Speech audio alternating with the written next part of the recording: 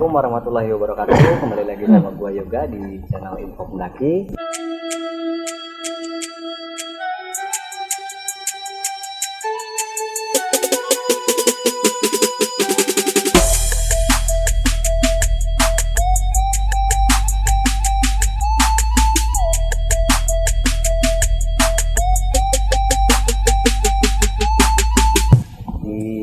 Video kali ini gue lagi di kediaman seorang pendaki yang mana beliau ini punya segudang pengalaman, bahkan ada beberapa pengalamannya yang dituliskan di dalam satu buku yang berjudul 1001 Kisah Pendakian ya Bang ya. Nanti buat lu semua yang mau berminat buat punya ya juga nanti kita lampirin di kolom deskripsi, nanti entah itu nanti dari DM atau dari WhatsApp mungkin Bang ya. Iya. Nanti untuk yang ada yang mau minat silahkan nanti DM langsung. Beliau ini nanti bakalan sharing ke kita cerita-cerita terkait dengan pendakian beliau, terus juga pengalaman beliau selama mendaki dari mulai awal sampai dengan sekarang. Nah, jadi belakangan ini kan kita sering banget dengar Bang, ada beberapa pendaki yang memang mereka itu tersesat di hutan, kemudian nggak bisa bertahan hidup sampai akhirnya ditemukan dalam kondisi yang sudah nggak punya awal. Nah itu kita sangat prihatin ya. Yang kemudian jadi pertanyaan nih Bang, kira-kira Bang menurut Bang Arya Sena atau sama Bang Yakun ini apa sih yang kemudian jadi penyebab terjadinya accident itu gitu? Silakan. Oke, terima kasih atas pertanyaannya. Selamat malam ya untuk sobat-sobat Info Pendaki. Ini sebuah pertanyaan yang luar biasa dan memang cukup menggelitik dan untuk dijawab. Karena apa? Nyawa manusia itu terkadang nggak berharga kalau udah kayak gitu. Padahal niat seseorang tuh mendaki gunung untuk senang, ya, untuk mendapatkan sebuah petualangan baru, pengalaman baru, ya, di balik keindahan alam.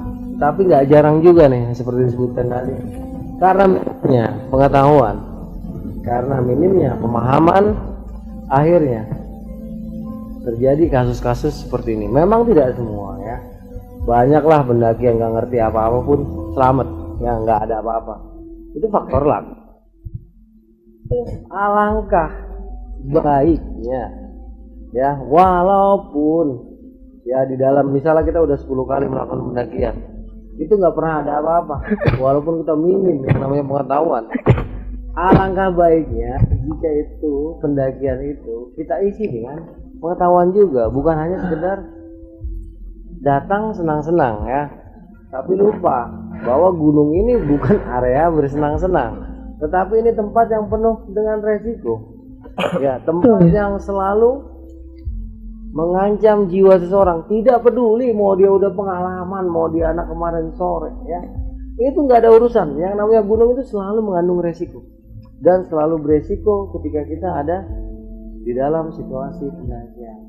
Nah sebenarnya ya kalau ditilik lebih dalam, kejadian-kejadian itu memang takdir, tetapi ya sebagai pembelajaran ya, supaya kita nggak hanya berpasrah mengatakan itu udah takdir, urusan mati mah Allah yang ngatur. Memang betul, tapi kan ada asbabnya. Ya, penyebabnya inilah ya. Salah satu yang menjadikan orang itu celaka di gunung, mountain accident, itu salah satunya adalah human error. Kesalahan manusia. Kesalahannya apa? Ya, kebanyakan kesalahannya itu buta akan pengetahuan medan. Ya, pengetahuan literasi medan. Ketidakmampuan untuk membaca medan atau mengantisipasi situasi-situasi yang memang tidak terduga sama sekali ya. Semua ini harus dimiliki oleh pendaki. Karena apa? Di saat ada situasi yang tidak menyenangkan, kalau kita sudah prepare ilmunya, pengetahuannya, maka kita nggak akan kaget ya, seperti yang tadi diceritakan sama Yoga. Seperti tadi Yoga ceritakan ya, sebelum dimulai Yoga sampaikan banyak kasus pendaki hilang, terus nggak sedikit pula yang gugur, yang meninggal karena situasi tersebut ya. Ini sebenarnya ini adalah pelajaran berharga buat orang-orang yang masih hidup sebenarnya ya. Jadi jangan sampai meremehkan ya, jangan sampai meremehkan pelajaran yang sudah alam berikan kepada kita. ditilik penyebabnya. Kebanyakan kenapa seorang pendaki bisa tersesat? Karena minimnya pengetahuan medan dia. Dia tidak tahu yang namanya punggungan. Dia tidak tahu jalur pendakian itu adanya di mana, harus posisinya ada di mana, ya. Apa aja di dalam pendakian, jalan apa, lokasi apa yang harus dihindari di saat kita melakukan pendakian ataupun turun di dalam pendakian. Itu kebanyakan nggak tahu, main terabas-terabas saja ya. Sedangkan di dalam pendakian itu ada rumusnya. Yang namanya jalur pendakian itu adanya di punggungan, punggung bukit, ya, punggung bukit yang sambung menyambung hingga dia sampai ke puncak gunung. Itu nggak boleh kita keluar dari punggungan, ya. Punggungan itu adalah punggung bukit, ya. Jadi kalau dia kerucut, nah bagian kerucut atasnya itu namanya punggungan, bagian bawahnya yang harus dihindari dalam setiap pendakian adalah lembah. Haram hukumnya, ya, jika rekan-rekan menyusuri lembah, tetap susuri punggungan, ya. Jangan pernah keluar dari punggungan. Jika kita ada di lembah, balik lagi ke atas. Ini sangat perlu diketahui. Jadi dalam pendakian kita harus tahu karakteristik jalur. Berarti jalur pendakian itu adanya di punggungan. Kalau dia sudah tidak ada di punggungan, berarti lembah. Oh, lembah itu konturnya nggak jelas, kadang ada jeram-jeramnya, atau bisa pasti licin, karena lembah yang namanya lembah itu lembab. Satu, kedua, lembah itu dingin karena tempatnya angin, ya, berkumpul, bersendagurau, bergibah orang yang bakal nyasar di situ dan bakal dikasih hawa dingin sama dia. Nah, ketika kita paham, oh ya, begitu kita mau naik gunung, oh ya ini punggungan, oh ini namanya punggungan, ya. Oh, gua harus ada di punggungan. Walaupun jalan kepecah-pecah sampai 2000, tetapi selama dia masih di punggungan yang sama, maka itu tidak masalah. Karena itu di punggungan, di punggung gunung, di punggung bukit yang sama. Silahkan ambil jalan mana aja selama itu masih di punggung bukit yang sama. Ketika kita dihadapkan pada situasi ternyata kita pindah punggungan atau masuk ke lembah, kembali lagi ke lembah. Kebanyakan kejadian nyasar itu di saat turun, ya. Karena apa? Di saat turun itu konsentrasi sudah mulai berkurang karena fisik kita sudah terkuras habis di saat melakukan pendakian. Terus orang kalau udah sampai puncak, bawaannya tuh mau buru-buru sampai ke warung, pengen makan, pengen molor, jadi lupa visualisasi kita kadang berbeda. Makanya gini loh, supaya terhindar tadi, ya, apalin yang namanya karakter jalur, punggungan jalur. Ya kita harus ketika jalan itu kita harus pahamin. Dan kita kalau emang kita dari punggungan yang pertama kali kita laluin, andai terjadi tersesat nih, ya, naudzubillahi min zalik, jangan sampai, ya, andai sampai terjadi Anda tersesat, ketika betul-betul Anda sudah yakin tersesat, maka yang pertama Anda lakukan adalah duduk, diam, ya, ada ngopi dulu, ngudut dulu, diam, duduk, diam, santai, tenangin diri, tenangin pikiran, ya, gak usah mikir kemana-mana. Begitu udah tenang, ini emang gampang ngomongnya, makanya jangan sampai kejadian. Ya, kalau baca di mbah Google, apa dengar bacot gue ini, apa dengar congor gue ngomong, ini gampang, ya, dengar omongan gue tuh gampang. Tapi dalam situasi sesungguhnya ini bukan perkara gampang, ya. Tetapi inilah salah satu teorinya yang harus dikuasai, dimengerti dan dipahami. Sehingga kita bisa bersikap karena tahu. Jadi ketika tersesat, yakin tersesat, diam, duduk, santai, nguduk. Udah tenang, baru berpikir. Ya. Kita berpikir, ingat-ingat. Kenapa gue bisa sampai ke lokasi ini? Ya, ini udah jelas-jelas bukan jalur pendakian. Tadi gue dari mana ya posisi gue, kok gue bisa tadi pas gue mulai turun itu dari mana ya gue nyasar ya? Kalau udah tenang kan mikir-mikir pasti terang. Nah, ketika sudah mulai ingat, ya, sudah mulai terang, mulai dari mana kita mulai melenceng hingga sampai ke titik sekarang, maka kita rencanakan, ya. Kita observasi, kita pelajari medan yang tadi sudah kita lewatin, kita pikirin Terus kita pelajari, kita lihat, wah tadi gua datang dari arah sana. Ya, kalau pikiran kita tenang, maka langkah atau jejak yang tadi kita tinggalkan itu masih jelas terlihat. Dan itu hukumnya wajib kembali ke puncak. Ya, kalau puncaknya kejauhan, wajib kembali ke punggungan semula. Kalau nggak tahu punggungan semula, wajib balik ke atas pokoknya. Jangan pernah terus turun ke bawah, apalagi menyusuri lembah. Satu, kalau Anda terus bergerak, ya liar tanpa terkendali, lambung kiri atau lambung kanan, maka Anda akan semakin sulit untuk ditemukan, karena Anda telah memperluas medan pencarian Anda. Kalau Anda terus menyusuri punggungan, maka Anda akan berhadapan dengan jurang-jurang yang licin dan terjal. Itu lebih gawat lagi.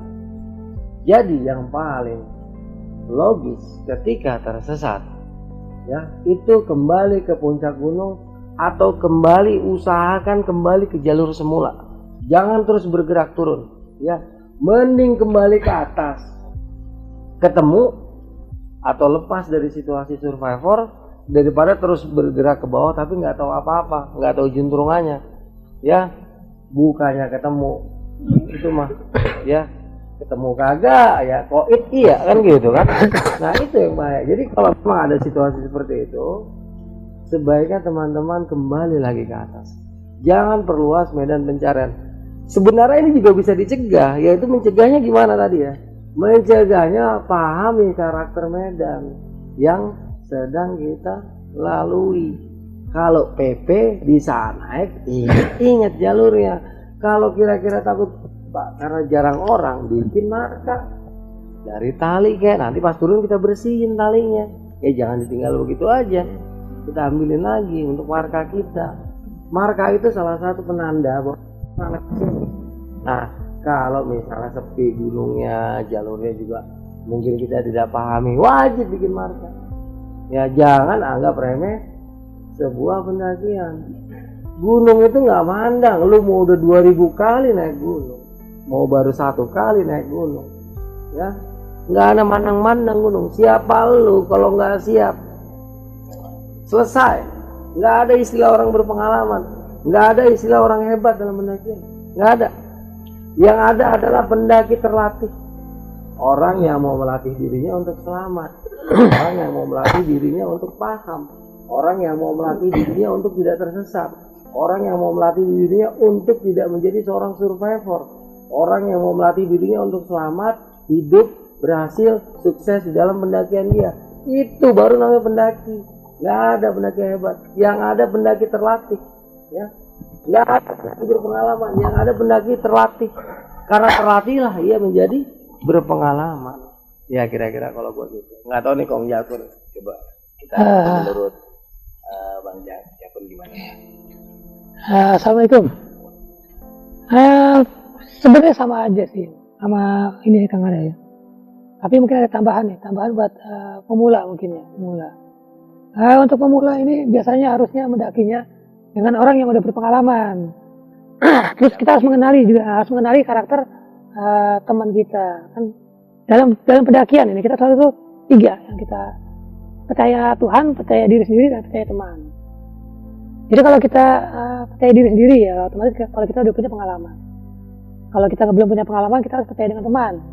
Nah, teman seperti apa yang bisa dipercaya? Nah, itu harus kita gali juga literasi temannya kita dalam pendakian.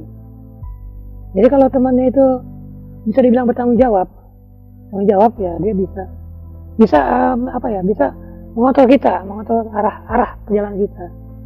Dan yang sering gue dengar nih, yang pernah gue dengar atau sering gue dengar, banyak pendaki yang ditinggal sama timnya, betul kan? Nah ini sebetulnya bukan teman yang baik ya, bukan teman yang baik. Jadi kita harus benar-benar tahu karakter teman betul-betul.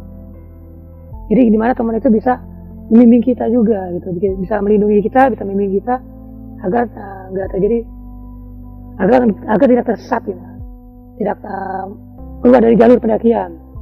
Kalau udah keluar dari jalur pendakian ya sekali lagi yang tadi Kang Arya bilang ya, kita harus diam, duduk diam ya, santai dulu, maksudnya tenangkan hati dulu, tenangkan pikiran.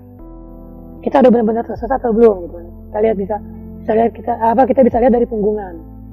Kalau kita udah keluar dari jalur punggungan, nah itu bisa dipastikan kita tersesat. Dan kita harus sebisa mungkin balik ke arah punggungan semula, atau kita ke arah puncak. Memang betul ke arah puncak itu untuk mempersempit ruang pencarian dibandingkan kita ke bawah, terus turun ke bawah ya. Itu pasti memperluas area pencariannya lagi. Sama aja sih sebetulnya, intinya sama aja sama Kang Arya. Nah, kopi kita Enak nih kita nih. biar Santai ya biar santuy. Berarti bisa kita simpulin ya, kalau untuk dari pendapatnya Kang Arya ini mungkin literasi ya Kang ya. Ya. Literasi gimana caranya kita paham dengan jalur yang kita lewatin gitu kan, juga memang pemahaman dasar itu penting gitu kan. Nah, kalau untuk dari Bang Jangkon sendiri mungkin lebih ke struktur pendakian kali ya. Iya, ya, Ada leader, ada anggota, betul. ada sweeper gitu. Sebenarnya sama intinya, tapi tambahannya sedikit itu aja. Jadi memang Teman pendakiannya. jadi memang apa namanya, struktur organisasi dalam satu tim pendakian itu memang perlu. Ya, perlu betul. Karena di dalam pendakian itu kita adalah mata rantai hidup. Nah, Mata rantai hidup yang harus saling menjaga, mengisi dan melindungi satu sama lainnya. Yang namanya mata rantai itu nggak boleh terpisah-pisah, nggak boleh tercerai-berai. Ya, kenapa sih mata rantai itu bisa terputus? Karena tadi ego, ya, ketidakmampuan seseorang untuk berdamai dengan egonya. Orang naik gunung tuh bukan naklukin puncak gunung, nggak ada. iya. Nah, bikin ego sendiri. Tetapi dia menaklukkan dirinya sendiri. Siapapun yang sudah terlatih untuk menaklukkan dirinya sendiri, maka dia sudah melatih dirinya untuk selamat. Ya. Jadi ketika sadar naik bertiga, ya kita harus bertiga. Naik sampai puncak bertiga, turun juga bertiga. Kalau misalnya ada kendala di lapangan dan itu situasionalnya, kan berdasarkan situasi di lapangan pada saat itu terjadi, itu bisa dirembukan. Gimana caranya? Tetapi kalau memang harus turun, ya turun. Ya tuh gunung nggak kemana-mana selama kita masih Iya, hidup, kita masih bisa balik lagi.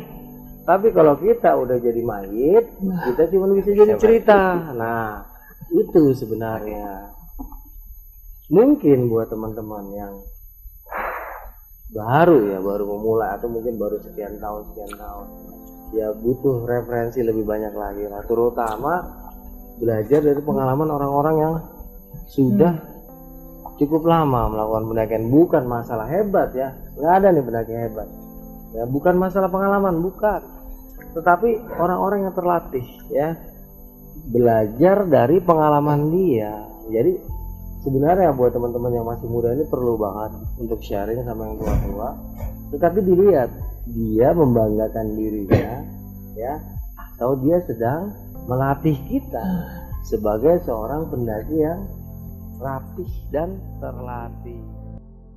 Hijaunya pokok. Kalau kita udah dapat itu, turun di situ pasti ada air, pasti. Ya, kalau ini nggak diketahuin, kan coba-coba. Ya, kalau Anda tidak bisa membaca punggungan, ya tidak mengerti punggungan itu apa, jangan coba-coba bergerak turun ke bawah.